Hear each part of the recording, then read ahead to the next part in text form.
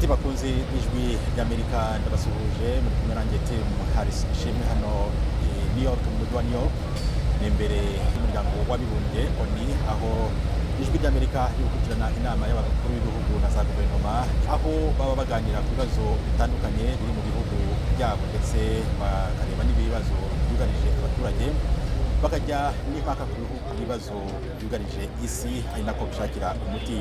Umunyamabanga w'uyu muryango Antonio Guterres yasabye abategetsi b'isi gushyira mu ngiro umugambi cyangwa se ingamba zo kurwanya ubukene ku isi. Uretse ibi hari n'ibindi byinshi biza kuba bivugwa muri iyi nama aho baza kugaruka cyane ku kibazo cyugarije isi cy'imihindagurikire y'ibihe, iterambere rirambye, COVID-19 ndetse n'ikibazo cy'umutekano ari nacyo gihugu kiza ku isonga muri ibi byose.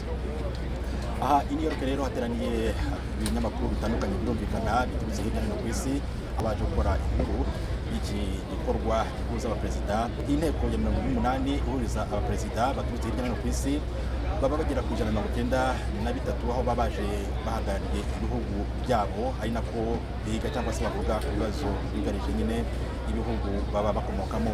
Ijwi ry'Amerika rero turakwenda gukurikirane uko iyi nama igenda, tugenda tubagezaho amakuru mu bihe bitandukanye tubabwira uko bimeze hano i New York. Muri kumwe nanjye Tim Harris ishimwe.